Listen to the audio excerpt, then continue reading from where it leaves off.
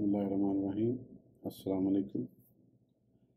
اس audio میں ہم یا ایھا الذین آمنوا کو آگے کنٹینیو کریں گے۔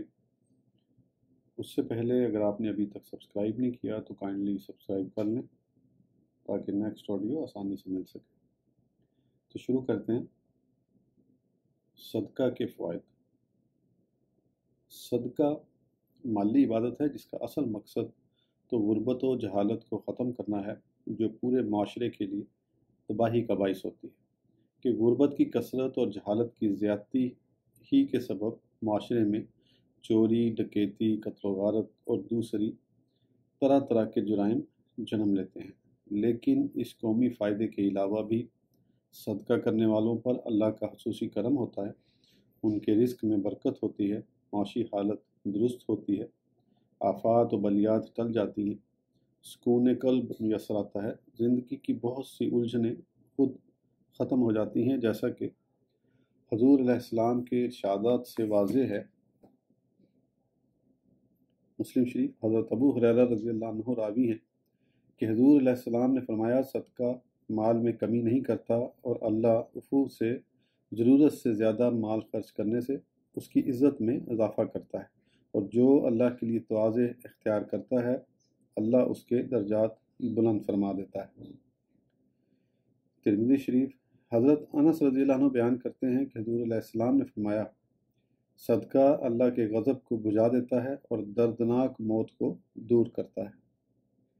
ترمذی شریف حضرت ابن عباس رضی اللہ عنہما بیان کرتے ہیں کہ میں نے حضور علیہ السلام سے سنا، آپ نے فرمایا، جس نے کسی مسلمان کو کپڑا پہنایا تو جب تک اس کے جسم پر اس کپڑے کا ٹکڑا بھی باقی رہے گا، کپڑا پہنانے والا اللہ کے حفظ و امان میں رہے گا۔ احادیث مبارکہ میں بیان کرتا صدقہ کی برکتیں آپ نے ملاحظہ فرمائی۔ صدقہ عزت میں اضافے کا ذریعہ ہے، جس کے حصول کے لیے ہم نہ جانے کیا کیا تقدو کرتے رہتے ہیں، لیکن آسان طریقہ اختیار نہیں کرتے کہ اپنی حیثیت کے مطابق اپنی دولت کا کچھ حصہ اللہ کی راہ میں خرچ کریں، عزت خود بخود حاصل ہو جائے گی۔ صدقہ اللہ کے غضب کو دور کرتا ہے، جو ہماری ساری قوت و طاقت کے باوجود ہمیں تباہ و برباد کر ڈالتا ہے کہ غضب الہی میں گرفتار ہو کر بڑی بڑی قومیں تباہ ہو گئیں۔ وہ لوگ بڑے ہی کامیاب رہتے اور پرسکون زندگی پاتے ہیں جو اللہ کے غضب سے محفوظ رہیں۔ صدقہ دردناک موت سے بچاتا ہے۔ موت تو ہر ایک کو آنا ہی ہے، لیکن وہ شخص بڑا خوش نصیب ہے جو ہنستا مسکراتا چلا جائے، نہ اس کے سکرات موت دوسروں کے لیے عبرت بنے اور نہ اس کی حادثاتی اور دردناک موت کی کہانیاں سننے میں آئیں۔ صدقہ ہی ہے جو عذاب الہی کی اس صورت سے بھی نجات دلاتا ہے۔ صدقہ اللہ کی حفظ و امان کے حصول کا ذریعہ ہے کہ کمزور انسان ہمہ وقت طرح طرح کے خطرات میں مبتلا رہتا ہے، کبھی دشمن کا خطرہ، کبھی بیماری کا خطرہ، کبھی ذلت و خواری کا خطرہ۔ ان خطرات سے حفاظت کی ساری تدابیر غیر مؤثر اور بیکار ہو سکتی ہیں، لیکن صدقہ وہ کامیاب تدبیر ہے جو کبھی ضائع نہیں ہوتی۔ بس اس تدبیر کو اختیار کر کے مومن باعزت ہو سکتا ہے، اللہ کے غضب سے محفوظ ہو سکتا ہے، دردناک موت سے بچ سکتا ہے، اللہ کی حفظ و امان میں اسے پناہ مل سکتی ہے کہ رب کریم اس سے راضی ہو جاتا ہے۔ سورہ اللیل 17 سے 21 یعنی 17 to 21۔ اور اس جہنم سے بہت دور رکھا جائے گا سب سے بڑا پرہیزگار جو اپنا مال اللہ کی راہ میں دیتا ہے تاکہ پاکیزگی حاصل کرے، اور اس پر کسی کا کچھ احسان نہیں جس کا بدلہ دیا جائے، وہ تو اپنا مال صرف اپنے رب کی رضا حاصل کرنے کے لیے دیتا ہے جو سب سے بلند شان والا ہے، اور ضرور عنقریب وہ راضی ہوگا۔ یہ آیت مبارکہ اگرچہ حضرت سیدنا ابو بکر صدیق رضی اللہ عنہ کے حق میں نازل ہوئی، لیکن اس کا مزردہ قیامت تک آنے والے ان مومنین کے لیے ہے جو صدیق اکبر رضی اللہ عنہ کے نقش قدم کو اپنی راہ منزل بتاتے ہیں اور صرف رضائے الہی کے لیے صدقہ کرتے ہیں۔ ایسے لوگ متقی نہیں بلکہ اتقا ہیں۔ ان کے لیے جہنم سے دور رکھے جانے کا مزردہ ہے کہ جہنم میں وہ جائے گا جس پر اللہ کا غضب ہوگا۔ اور صدقہ تو مخبر صادق صلی اللہ علیہ وآلہ وسلم کے ارشاد کے مطابق اللہ کے غضب کو ٹھنڈا کر دیتا ہے۔ صدقہ کرنے والے پر صرف اللہ کی رحمت ہی سایہ فگن ہوتی ہے۔ دنیا میں بھی اس طرح کے زندگی کے مصائب و آلام، آفت و بلیات، بیماریوں اور تکلیفوں سے نجات نصیب ہوتی ہے، اور آخرت میں بھی اس طرح کے صدقہ کرنے والے کو جہنم کی آگ سے دور رکھا جائے گا، بہت دور۔ صرف اتنا ہی نہیں بلکہ ان کے درجات بلند کیے جائیں گے۔ سورہ الحدید آیت نمبر 18 یعنی 18۔ بے شک صدقہ دینے والے اور صدقہ دینے والیاں اور جنہوں نے اللہ کو قرض حسنہ دیا، ان کے لیے ان کا مال کئی گنا بڑھا دیا جائے گا اور ان کے لیے عزت کا اجر ہے۔ اخلاص۔ صدقہ بے شک دنیاوی اور اخروی برکتوں کا سرچشمہ ہے، بشرطے کہ مقبول ہو۔ صدقہ ہی کیا تمام اعمال کی مقبولیت فضل الہی پر موقوف ہے، لیکن اگر اعمال کو ان کے شرائط کے ساتھ ادا کیا جائے تو قبولیت کے یقین سے دل مطمئن ہوتا ہے، اور اس لیے بھی مطمئن ہوتا ہے کہ اللہ کا وعدہ ہے۔ سورۃ توبہ آیت نمبر 120 یعنی 120۔ بے شک اللہ نیکی کرنے والوں کا ثواب ضائع نہیں کرتا۔ محسنین حقیقت میں وہی ہیں جو اعمال کو ان کی شرائط کے ساتھ ادا کرتے ہیں۔ تمام اعمال حسنہ کے لیے خواہ ان کا تعلق حقوق اللہ سے ہو یا حقوق العباد سے۔ شرائط دو قسم کی ہیں، ایک وہ جن کا تعلق ظاہر سے ہے، جیسے نماز کے لیے وضو۔ ایسے شرائط کے ترک سے عبادت ادا ہی نہیں ہوتی۔ مثلا کسی نے بغیر وضو کے نماز پڑھی تو اس کا فریضہ ادا ہی نہیں ہوگا۔ دوسرے وہ شرائط جن کا تعلق باطن سے ہے، جیسے نماز کے لیے خشوع و خضوع۔ ان شرائط کو کوئی ادا نہ کر سکا تو بظاہر تو عبادت یا کوئی بھی نیکی ادا ہو جائے گی، لیکن اس کی مقبولیت، اس پر اجر و ثواب کا ملنا یا اس کے دنیاوی فوائد کا حاصل ہونا مشکوک رہے گا۔ مثلا قرآن و حدیث میں نماز کے اخروی فائدوں کے علاوہ اس کی دنیاوی برکات کا بھی ذکر کیا گیا ہے، لیکن ہم جیسے نمازی ان برکات و فوائد سے محروم ہیں، اس لیے کہ ہم نماز کو اس کے ظاہری شرائط کے ساتھ ادا کرتے ہیں لیکن باطنی شرائط پوری کرنے میں ناکام ہیں۔ ان تمام باطنی شرائط کو معلم شریعت صلی اللہ علیہ وآلہ وسلم نے ایک ہی جملے میں بیان فرما دیا: بے شک اعمال کا دار و مدار نیت پر ہے، اور ہر شخص کے لیے اس کی نیت کے مطابق اجر و ثواب ہے۔ نبی مکرم علیہ السلام کے اس ارشاد کو حضرت عمر بن خطاب رضی اللہ عنہ نے ہم تک پہنچایا۔ حضور علیہ السلام نے اپنے خطبے میں یہ ارشاد فرمایا تھا، حضرت عمر رضی اللہ عنہ نے بھی اس کو منبر پر ہی بیان فرمایا۔ اس حدیث مبارکہ کی اہمیت کا اس سے اندازہ لگائیے کہ امام بخاری رحمۃ اللہ علیہ نے اس کو 6 مقام پر بیان کیا۔ نیز تمام محدثین اس کو بیان کرتے ہیں۔ محدث حافظ ابن مہدی کا قول ہے کہ جو شخص کتاب لکھے اس کو چاہیے کہ اس حدیث سے کتاب کا آغاز کرے۔ امام قاضی ایاز رحمۃ اللہ علیہ فرماتے ہیں یہ حدیث دین کا تہائی حصہ ہے۔ حضور علیہ السلام کے اس ارشاد سے واضح ہے کہ اعمال کے باطنی شرائط میں نیت کو بنیادی حیثیت حاصل ہے۔ ہر عمل کا نتیجہ نیت ہی کے مطابق برآمد ہوتا ہے۔ اسی لیے قرآن کریم میں بھی اس کو متعدد مقامات پر بیان کیا گیا اور اعمال میں اخلاص نیت کا حکم دیا گیا۔ سورہ العمران 145 یعنی 145۔ اور جو اعمال سے دنیا کا بدلہ چاہے ہم اس میں سے اسے دیں گے، اور جو آخرت کا بدلہ چاہے ہم اس میں سے اسے دیں گے، اور ان قریب ہم اچھا بدلہ دیں گے شکر کرنے والوں کو۔ سورہ نساء 134 یعنی 134۔ جو دنیا کا ثواب چاہے تو اللہ کے پاس ثواب ہے دنیا اور آخرت کا، اور اللہ سننے والا دیکھنے والا ہے۔ سورہ الاعراف آیت نمبر 29 یعنی 29۔ اور اسی کی عبادت کرو اس حال میں کہ تم خالص کرنے والے ہو اس کے لیے عبادت کو۔ صدقہ کی قبولیت کے لیے ظاہری شرط من و اعضا ہے کہ جس کو صدقہ دیا جائے اس پر نہ تو احسان جتایا جائے اور نہ ہی کسی قسم کی تکلیف پہنچائی جائے، اور باطنی شرط رضا الہی ہے کہ صدقہ صرف اور صرف اللہ کو راضی کرنے کے لیے دیا جائے، اپنی دولت مندی یا سخاوت کی خوبی کا اظہار مقصود نہ ہو۔ اگر یہ ظاہری و باطنی شرائط پوری نہ کی گئی تو اگرچہ صدقات واجبہ، زکوٰۃ، صدقہ فطر وغیرہ شرعاً تو ادا ہو جائیں گی، لیکن دنیاوی زندگی میں صدقات کے جن فوائد و برکات کا قرآن و حدیث میں وعدہ کیا گیا ہے ان سے محرومی رہے گی، اور آخرت میں اس کے اجر و ثواب کا کیا حال ہوگا۔ آیت زیر مطالعہ کا آخری حصہ ملاحظہ ہو، وہ اپنی کمائی سے کس چیز پر قادر نہ ہوں گے، یعنی قیامت کے دن انہیں کوئی اجر و ثواب نصیب نہ ہوگا۔ کسی پر احسان رکھنا یا احسان جتانا شریعت مطہرہ نے اس کو ایسا بدترین عمل قرار دیا ہے کہ صدقہ جیسی عظیم عبادت کے ثواب تک کو یہ کھا جاتا ہے۔ 2 وجہ سے، اول اس لیے کہ کسی کی مدد کرنے والا احسان جتا کر اس غلط خیال کا اظہار کرتا ہے کہ وہی اس کمزور کا سہارا بنا جس کی اس نے جسمانی یا مالی مدد کی ہے، جبکہ حقیقت یہ ہے کہ اللہ نے اس پر کرم کیا کہ اس کو مدد کرنے کے قابل بنا دیا۔ اگر اللہ چاہتا یہ بھی کر سکتا تھا کہ اس کو محتاج بناتا اور جس کی اس نے مدد کی اس کو مددگار بنا دیتا۔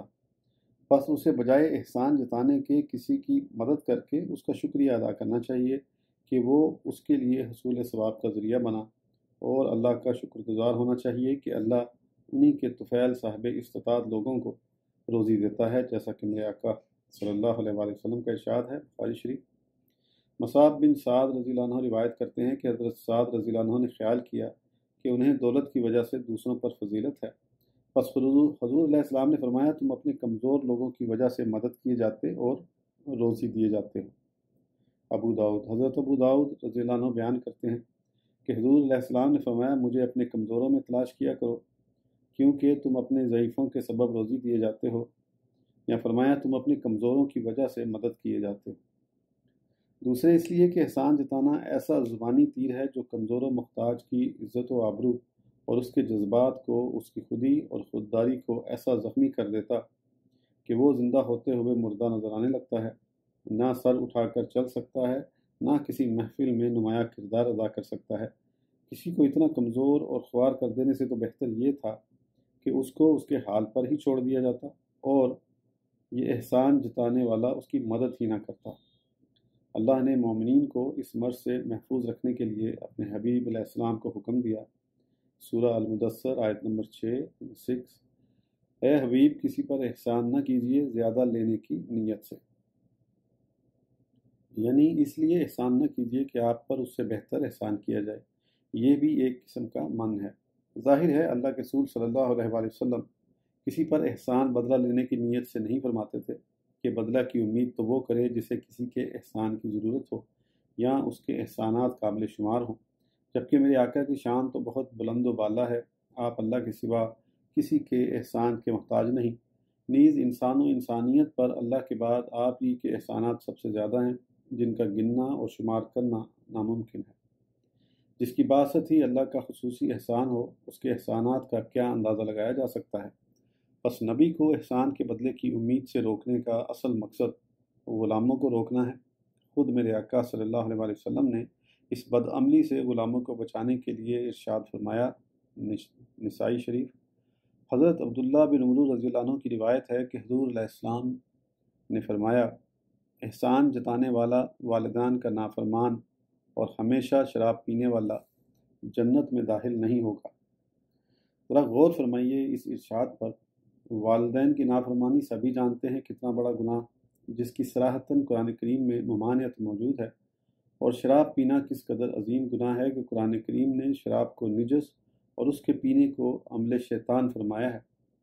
احسان جتانے کو عام طور پر گناہ ہی خیال ہی نہیں کیا جاتا، لیکن حدیث شریف سے واضح ہے کہ یہ تینوں گناہ تقریباً ایک نوعیت کے ہیں اور ان میں سے کوئی ایک بھی جہنم کی سزا کا موجب ہو سکتا ہے۔ مزید وضاحت کے لیے یہ ارشاد ملاحظہ ہو، مسلم شریف۔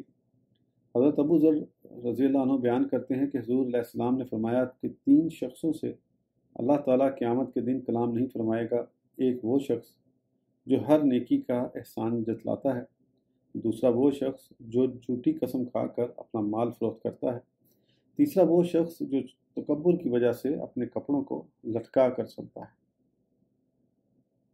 منان احسان فرمانے والا ہے، صرف اسی کو حق حاصل ہے کہ وہ اظہار احسان کرے۔ بندہ تو عبد المنان احسان فرمانے والے کا غلام ہے، اسے کسی پر احسان جتانے کا حق کس طرح حاصل ہو سکتا ہے؟ ہاں، اسے صرف شکر ادا کرتے رہنا زیب دیتا ہے کہ وہ اللہ کا بھی شکر ادا کرے۔ اللہ کا وعدہ ہے اگر تم شکر ادا کرتے رہو گے تو ہم تمہیں اور زیادہ نوازتے رہیں گے۔ نیز بندوں کے احسانات پر شکر ادا کرنا اللہ کو پسند اور نبی کریم علیہ السلام کی سنت ہے۔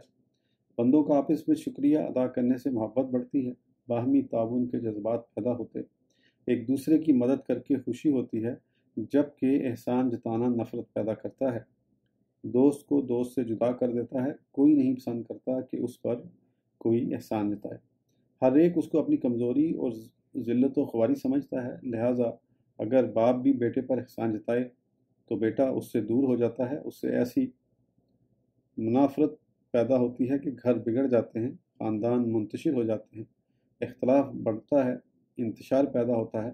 اسلام دین محبت ہے، پیغام اتحاد ہے، وہ اپنے ماننے والوں کو ایسی عادات و اطوار کی تعلیم دیتا ہے جس سے شجر محبت پروان چڑھے اور اس کے سائے تلے نہ صرف اپنے بلکہ غیر بھی پناہ لیں۔ مصیبت زدہ یہاں آ کر سکون کا سانس لیں، بس وہ کیسے پسند کر سکتا ہے ایسے عمل کو اور ایسے لوگوں کو جو اس کی بنیادی تعلیم کے مقصد کو فوت کر دینا چاہیں۔ ایسا ہی عمل شر من ہے جس کا کوئی داغ مومن پر نظر نہیں آنا چاہیے۔ اعضا اعضا سے بنا ہے جس کے معنی ہے تکلیف دینا، چاہے زبان سے ہو یا اعضا سے۔ اسلام کسی کو کسی طرح تکلیف پہنچانے کی اجازت نہیں دیتا، اور تکلیف پہنچانے والے کو نہ اللہ پسند کرتا ہے نہ اللہ کا رسول۔ سورہ توبہ آیت نمبر 61 یعنی 61۔ اور جو لوگ اللہ کے رسول کو تکلیف پہنچاتے ہیں ان کے لیے دردناک عذاب ہے۔ اللہ کے رسول کو تکلیف بلا واسطہ پہنچائی جائے یا بالواسطہ، بلا واسطہ جیسے کافروں منافقوں نے تکلیف پہنچائی، اور بالواسطہ کہ آپ کے چاہنے والوں کو، آپ کے غلاموں کو تکلیف پہنچائی جائے۔ یہ تکلیف چاہے زبانی پہنچائی جائے یا اعضاء سے تکلیف دینے والا اپنا ہی ہو یا غیر۔ کسی مسلمان کو کافر، مشرک، بدعتی کہنے والا، کسی مسلمان پر الزام لگانے والا، کسی مسلمان کو گالی دینے والا رسول کو زبانی تکلیف پہنچانے کا مرتکب ہے، اور کسی مسلمان پر ہاتھ اٹھانے والا، کسی مسلمان کو قتل کرنے والا، امت میں انتشار پیدا کر کے مسلمانوں کو آپس میں لڑانے والا رسول کو جسمانی تکلیف پہنچاتا ہے، اور رسول کو تکلیف پہنچانا در حقیقت اللہ کو تکلیف پہنچانا ہے۔ اسی لیے ارشاد فرمایا گیا سورہ الاحزاب آیت نمبر 57، بے شک جو لوگ تکلیف پہنچاتے ہیں اللہ اور اس کے رسول کو، اللہ نے ان پر لعنت فرمائی دنیا اور آخرت میں، اور ان کے لیے ذلت و خواری کا عذاب تیار کیا۔ اس آیت میں پہلی آیت سے بھی زیادہ وعید ہے۔ ایسے لوگوں کے لیے صرف آخرت کا عذاب ہی نہیں بلکہ دنیا میں بھی ان پر لعنت ہوتی ہے۔ دنیا میں لعنت ان کا چین و سکون سے محروم ہو جانا، دنیا والوں کی نظروں میں ذلیل و خوار ہو جانا، معاشی انحطاط کا شکار ہو جانا، سیاسی بحران میں مبتلا ہو جانا، غیروں کے در کا بھکاری بن جانا، یہ ہے دنیاوی لعنت جو اس وقت امت مسلمہ کی حالت کے عین مطابق ہے۔ کاش ہم اپنے اعمال کو سدھار لیں تاکہ اس سے نجات نصیب ہو سکے۔ پھر خصوصیت کے ساتھ مومنین کو ستانے کا ذکر فرمایا گیا۔ سورہ الاحزاب آیت نمبر 58 یعنی 58، اور جو لوگ ایمان لائے مردوں اور عورتوں کو ستاتے ہیں، اور جو لوگ ایمان والے مردوں اور عورتوں کو ستاتے ہیں بغیر اس کے کہ انہوں نے کوئی خطا کی ہو، تو بے شک انہوں نے بہتان اور کھلے گناہ کا بوجھ اپنے سر پر اٹھایا۔ ظاہر ہے مومنین کو ستانا ان کے جان و مال یا عزت و آبرو کو خطرے میں ڈال دینا ہے، خواہ یہ کام کوئی گھر والا اپنے گھر والوں کے ساتھ کرے یا کوئی خاندان والا اپنے خاندان کے ساتھ کرے۔ پڑوسی کو ستائے، ایک جماعت کے لوگ دوسری جماعت کے لوگوں کو ستائیں، ایک صوبے کے لوگ دوسرے صوبے کے لوگوں کو ستائیں۔ بہرحال ایذا ایک کھلا گناہ ہے جس کا بوجھ ستانے والا اپنے سر پر اٹھائے پھرتا ہے، اسی کو فتنہ و فساد کہتے ہیں۔ جو لوگ بھی اس جرم کا ارتکاب کرتے ہیں وہ دنیا و آخرت میں سزا کے مستحق قرار پاتے ہیں۔ سورہ البروج آیت نمبر 10۔ بے شک جن لوگوں نے ایمان والے مردوں اور عورتوں کو مصیبت میں ڈالا پھر انہوں نے توبہ نہ کی، ان کے لیے جہنم کا عذاب ہے اور ان کے لیے جلنے کا عذاب ہے۔ اور میرے آقا صلی اللہ علیہ وآلہ وسلم ایذا اور فتنہ و فساد کا خاتمہ فرمانے کے لیے تعلیم دیتے ہیں۔ بخاری و مسلم۔ حضرت عبداللہ بن مسعود رضی اللہ عنہ نے بیان فرمایا کہ حضور علیہ السلام نے فرمایا، مسلمان کو گالی دینا فسق اور اسے قتل کرنا کفر ہے۔ مسلم، جب کوئی کہے کہ لوگ ہلاک ہو گئے تو ان سب سے زیادہ ہلاک ہونے والا وہی ہے۔ بیہقی، حضرت انس رضی اللہ عنہ روایت کرتے ہیں کہ حضور علیہ السلام نے فرمایا، جس نے میرے امتی کی حاجت پوری کی اس ارادے سے کہ وہ خوش ہو جائے تو اس نے مجھے خوش کیا، اور جس نے مجھے خوش کیا اس نے اللہ کو خوش کیا، اور جس نے اللہ کو خوش کیا تو اللہ اسے جنت میں داخل فرمائے گا۔ ابو داؤد۔ حضرت سعید بن زید رضی اللہ عنہ بیان کرتے ہیں کہ حضور علیہ السلام نے فرمایا، بدترین سود مسلمان کی عزت پر ناحق ہاتھ ڈالنا ہے۔ عام مومنین کو ایذا دینا جب اتنا بڑا جرم ہے تو اللہ اور اس کے رسول کے محبوب اور مقرب بندوں کو ستانے اور تکلیف پہنچانے کا انجام کس قدر برا ہوگا، یہ ہم پہلے ہی عرض کر چکے ہیں کہ کسی پر لعن طعن کرنا، الزام و تہمت لگانا یا کسی کی توہین کرنا بھی ایذا ہی ہے۔ بس جو لوگ صحابہ کرام، اولیاء و صالحین، علماء و مشائخ کے لیے نامناسب الفاظ استعمال کرتے اور ان کی توہین کرتے ہیں، وہ بھی ایذا کے مجرم ہیں، جیسا کہ حضور علیہ السلام کے اس ارشاد سے واضح ہوتا ہے۔ ترمذی شریف۔ حضرت عبداللہ بن مغفر رضی اللہ عنہ کی روایت ہے کہ حضور علیہ السلام نے فرمایا، میرے صحابہ کے بارے میں اللہ سے ڈرتے رہو، میرے بعد انہیں تنقید و طعن کا نشانہ نہ بنا لینا۔ جو ان سے محبت کرتا ہے تو میری محبت کی وجہ سے محبت کرتا ہے، اور جو ان سے بغض رکھتا ہے تو مجھ سے بغض کی وجہ سے ان سے بغض رکھتا ہے۔ جس نے انہیں تکلیف دی اس نے اللہ کو تکلیف دی، اور جس نے اللہ کو تکلیف دی تو قریب ہے کہ اللہ اس کو پکڑ لے۔ ایذا بہرحال ایک جرم ہے جو اگر افراد کی عادت بن جائے تو قوم کی تباہی و بربادی کا باعث ہو جاتا ہے اور پورے معاشرے میں افراتفری پیدا کر دیتا ہے۔ اسلام انسانوں کو امن و سکون کی زندگی فراہم کرنا چاہتا ہے، لہٰذا کسی ایسے مرض کو پنپنے کی اجازت نہیں دیتا جس سے یہ مقصد فوت ہو جائے۔ نیز اسلام دین رحمت ہے، اور جو رحمت کا پیغام دیتا اور انسانوں پر اپنے عطا کردہ اصول زندگی کے ذریعے رحمت کی بارش برسانا چاہتا ہے۔ اس میں ایسے لوگوں کی ہرگز گنجائش نہیں جن کو ایذا رسانی میں مزہ آتا ہے۔ ایسے موذی دنیا میں اللہ کی لعنت اور آخرت میں دردناک عذاب کے حقدار ہی ہو سکتے ہیں۔ ریا کے معنی ہیں دکھاوا۔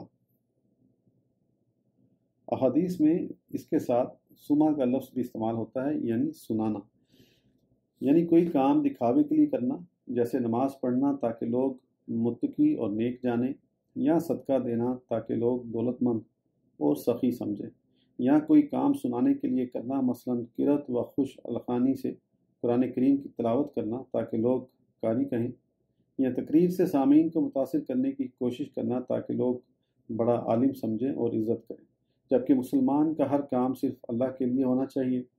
بس جو مسلمان ریا و سما کے مرتکب ہوتے ہیں وہ گویا ایک قسم کے شرک یا نفاق میں مبتلا ہوتے ہیں، یعنی وہ اعمال جو ریا و سما کے لیے کیے جائیں ضائع اور بیکار ہوں گے، مردود ہوں گے، اور ان پر کوئی اجر و ثواب نہ ہوگا۔ بظاہر تو یہ اعمال ادا ہو جاتے ہیں، لیکن عمل کا مقصد اس کا ادا ہو جانا تو نہیں، بلکہ اس کا مقصد اس کے دنیوی اور آخروی فوائد و برکات ہیں، جس سے ریا و سما کرنے والا نہ صرف محروم رہتا ہے بلکہ مزید تباہی اور عذاب الہی کا شکار ہو جاتا ہے۔ مثلا قرآن کریم دکھاوے کے لیے نمازیں پڑھنے والوں کے حق میں فرماتا ہے، سورہ الماؤن 4-6، 4-6، تو ویل ہے ان لوگوں کے لیے جو اپنی نمازوں سے غافل ہیں، جو ریاکاری کرتے ہیں۔ حضور نبی کریم علیہ السلام ارشاد فرماتے ہیں، حضرت ابو ہریرہ رضی اللہ عنہ کی روایت ہے کہ حضور علیہ السلام نے فرمایا، قیامت کے دن لوگوں میں سب سے پہلے جس کا فیصلہ کیا جائے گا وہ شہید ہے۔ اس کو سامنے لایا جائے گا، اللہ اس کو اپنی نعمتیں یاد دلائے گا جن کو وہ پہچان لے گا۔ پھر اس سے کہا جائے گا، تو نے اس کے بدلے کیا عمل کیا؟ وہ عرض کرے گا، میں نے تیری راہ میں جہاد کیا یہاں تک کہ شہادت حاصل کی۔ اللہ فرمائے گا، تو جھوٹا ہے، تو نے جنگ اس لیے کی تھی کہ تو بہادر کہلائے اور تجھے یہی کہا گیا۔ پھر اس کو منہ کے بل گھسیٹ کر جہنم میں ڈال دیا جائے گا۔ پھر اس شخص کو بلایا جائے گا جس نے علم حاصل کیا اور دوسروں کو سکھایا اور قرآن کریم پڑھا۔ اللہ تعالیٰ اس کو اپنی نعمتیں یاد دلائے گا تو وہ ان کو پہچان لے گا، پھر اس سے پوچھا جائے گا تو نے ان کے بدلے کیا کیا؟ وہ عرض کرے گا میں نے علم سیکھا، دوسروں کو سکھایا اور تیری رضا کے لیے قرآن پڑھا۔ اللہ فرمائے گا تو جھوٹا ہے، تو نے علم اس لیے حاصل کیا تھا کہ تو عالم اور قاری کہلائے اور لوگوں نے تجھے ایسا ہی کہا۔ پھر اس کے لیے حکم ہوگا اور اس کو چہرے کے بل گھسیٹ کر جہنم میں ڈال دیا جائے گا۔ اور ایک شخص وہ ہے کہ اللہ نے اس کو فراخی رزق سے نوازا اور طرح طرح کے مال دیے۔ اس کو لایا جائے گا اور اللہ اس کو بھی اپنی نعمتیں یاد دلائے گا اور پوچھے گا تو نے ان کے بدلے کیا کیا؟ وہ عرض کرے گا مولا میں نے تیری کوئی پسندیدہ راہ نہ چھوڑی جہاں تیری رضا کے لیے مال خرچ نہ کیا ہو۔ اللہ فرمائے گا تو جھوٹا ہے، تو نے دولت اس لیے خرچ کی کہ تو سخی کہلائے، بس تجھے ایسا ہی کہا گیا۔ پھر اس کے لیے فیصلہ ہوگا اور اسے بھی منہ کے بل گھسیٹ کر جہنم کی آگ میں ڈال دیا جائے گا۔ مسلم شریف۔ آپ نے ملاحظہ فرمایا ریا کیسا بدترین کینسر ہے جو شہادت، علم اور صدقہ جیسے عظیم اعمال کو بھی کھا جاتا ہے۔ مزید وضاحت کے لیے نبی کریم علیہ السلام کے یہ ارشادات ملاحظہ ہوں۔ بخاری و مسلم۔ حضرت جندب رضی اللہ عنہ کی روایت ہے کہ حضور علیہ السلام نے فرمایا جس نے کوئی عمل سنانے کے لیے کیا تو اللہ بھی اس کے ساتھ سناوا کرے گا، اور جس نے کوئی عمل دکھاوے کے لیے کیا تو اللہ بھی اس کے ساتھ دکھاوا کرے گا۔ مشکوہ شریف۔ حضرت شداد بن اوس رضی اللہ عنہ نے بیان کیا کہ میں نے حضور علیہ السلام کو فرماتے سنا جس نے دکھانے کے لیے نماز پڑھی اس نے شرک کیا، جس نے دکھانے کے لیے روزہ رکھا اس نے شرک کیا، جس نے دکھانے کے لیے صدقہ کیا اس نے شرک کیا۔ مشکوہ شریف۔ حضرت محمود بن لبید رضی اللہ عنہ بیان کرتے ہیں کہ حضور علیہ السلام نے فرمایا سب سے زیادہ ڈر جس سے میں تم پر ڈرتا ہوں وہ شرک اصغر ہے۔ صحابہ نے عرض کیا یا رسول اللہ شرک اصغر کیا ہے؟ آپ نے فرمایا ریاکاری۔ ان چند احادیث سے آپ پر ریا کی حقیقت واضح ہوگی۔ انسان کی اس سے زیادہ حرمہ نصیبی کیا ہو سکتی ہے کہ وہ عزت و شہرت کے لیے اپنی آخرت کا سرمایہ بھی داؤ پر لگا دے۔ عبادات اور تمام ہی اعمال صالح حقیقت میں سرمایہ آخرت ہیں، ذخیرہ آخرت ہیں۔ ہر شخص اپنی نجات کا یقین اپنے اعمال کے مطابق کرتا ہے۔ دنیا کا سرمایہ اگر ایک مرتبہ برباد ہو جائے تو انسان دوبارہ محنت و کوشش کر کے نقصان کی تلافی کر لیتا ہے، لیکن جس دن اس سرمایہ سے خزانہ خالی ہونے کی خبر ملے گی تو بندہ خالی جھولی اور خالی ہاتھ ہی رہے گا کہ وہ دن نہ دوبارہ کا عمل ہے نہ کمانے کا عمل کا ہے نہ کمانے کا۔ بس کرم ہے میرے آقا محمد صادق صلی اللہ علیہ وسلم کا کہ انہوں نے وہ دن آنے سے پہلے خسارے اور نقصان کی خبر دے دی۔ بس اگر ہم آپ کی خبر پر یقین کر کے اپنی اصلاح کر لیں تو نقصان کی تلافی کا موقع ہے اور بڑا ہی آسان طریقہ ہے۔ ریا و نمود کرنے والے توبہ کر لیں، اللہ توبہ قبول فرمانے والا ہے۔ جو سرمایہ اب تک ضائع ہوا وہ بھی دوبارہ خزانہ میں پہنچا دیا جائے گا اور مستقبل میں بربادی کا خطرہ بھی نہ رہے گا۔ ریا کوئی معمولی جرم نہیں، ویسے بھی کوئی جرم معمولی نہیں ہوتا۔ ریا کو خاص طور پر شرک اصغر قرار دیا گیا کہ بندہ جو کام صرف اللہ کی رضا کے لیے کرتا ہے اس میں بندوں کی خوشنودی کو بھی شامل کر لیتا ہے، یہی تو شرک ہے۔ سجدہ اللہ کے لیے ہوتا ہے لیکن اس کا مقصد بندوں سے خراج عقیدت حاصل کرنا ہو، یہی تو شرک ہے۔ یہ کرم ہے آقا صلی اللہ علیہ وآلہ وسلم کا کہ آپ نے اس کو شرک مطلق قرار نہیں دیا، شرک اصغر قرار دیا کہ اگر بندہ اس سے توبہ کر لے تو اس کے ضائع شدہ اعمال کا ثواب عطا کر دیا جائے گا۔ آج کے لیے اتنا ہی، پھر انشاءاللہ نیکسٹ ٹائم آگے کنٹینیو کریں گے۔ اس وقت تک کے لیے اجازت دیجیے۔ اللہ